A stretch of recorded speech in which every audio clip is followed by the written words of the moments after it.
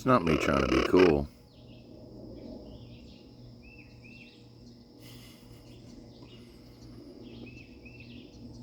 Look at that.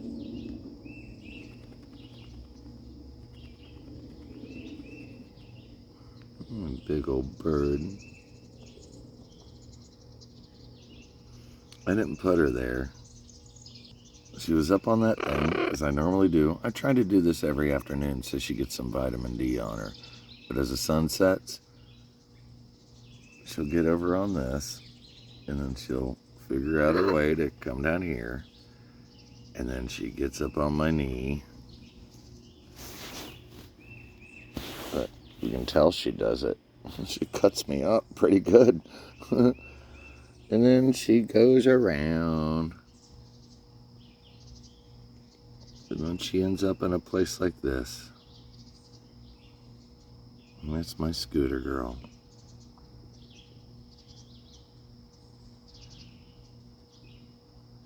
I'm not saying she doesn't hurt me. But I let her. I let her hurt me.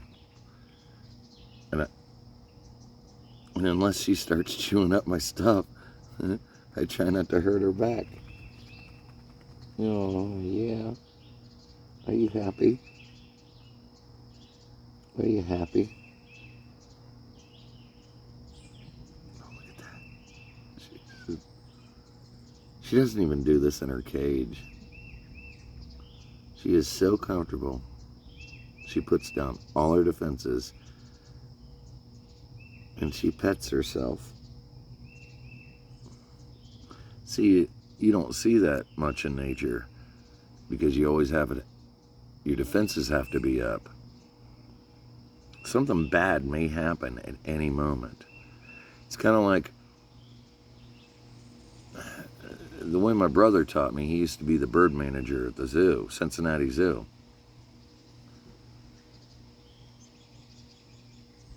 And when a bird ruffles its feathers, when it lets down all its defenses, it's kind of like the equivalent of a human being yawning. You just don't yawn. You don't go, and stretch your arms out and put down all your defenses. If you're in a bad situation, you don't yawn. If you're comfortable, you yawn.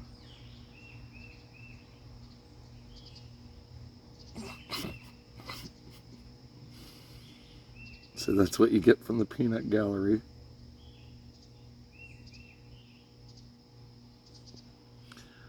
I got Scooter when she was 13 years old.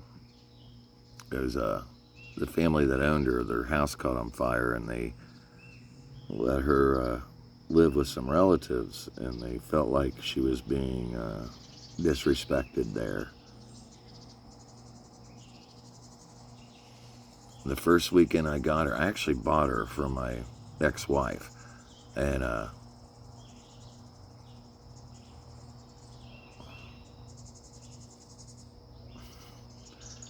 that bird loved that woman, probably as much as I did.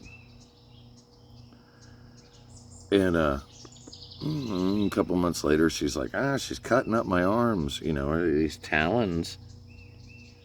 It's not even her beak, it was her talons. But that first weekend, my wife had a couple of jobs she had to do, and she goes, I told her about how to assimilate and how to make an animal comfortable, and she goes, well, could you do it? And it was funny, I can't remember what was happening Saturday. It was a big NASCAR weekend, and I was pretty into NASCAR at that time.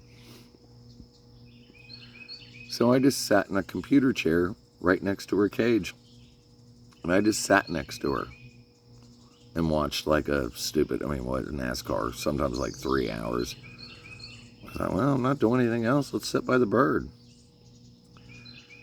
Then on Sunday, I was probably watching Bush League. And then on Sunday, there was a big race, and I sat next to her again. But I put my arm up on the cage, kind of like just, what up? And she started walking over and getting familiar with me. But then my ex-wife walked in, or my wife at the time, and Scooter like nuzzled in and acted in a way that I've never seen a bird live act. He acted like a kitten, just fell in love with her. Well, I was a nobody at that point in time. I meant nothing, and that bird literally changed her attitude towards me. And what we found out, though, she would nuzzle with her, but I guess, in a lack of better terms, I became like an alpha male. Like, there's times where she'd be like, all right, I'm done culling with her, and we'd walk over to the cage, and Scooter was like, I'm not getting off of you. And the only way we could make it happen is I'd bark out, and Scooter go, oh, all right. And she'd do what she was told. And what was crazy is it even happened, and she had to FaceTime me. And I would bark at Scooter over the phone, and Scooter would do what she was told.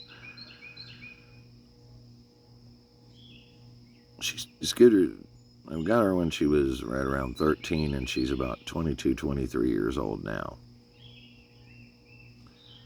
Oh my gosh, look at that. She's in heaven. It took me a long time. But see, birds like military macaws, they're going to live to be 80, 89, 95 years old. And I don't want her to have to go through meeting another family again if I can help it. She's 23 now. I'm going to, through everything that I've gone through, I've made sure somehow I can keep a hold of her. This bird doesn't have her wings clipped, and she has no desire to fly whatsoever. I haven't clipped her wings, and I never clipped her wings, ever. And I think that's why they named her Scooter, because she just likes to walk around and...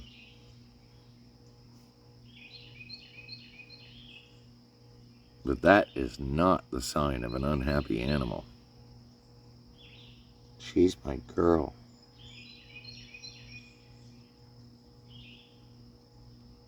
And as a man should do with any girl that he's responsible for, is his best, is everything. And every girl should look that comfortable. If there's a man that has any type of strength about him, to take care of her. So go where you want to with that information. If you want to be feminist about this, go pay attention to the birds that do fly and watch them put up with the snakes and the bigger birds and the predators. She's just comfortable, and she earns her keep, because she sure makes me feel good. That's what you call a symbiotic relationship, and that's what a lot of y'all are missing. You jump off to the left tribe, you jump off to the right tribe.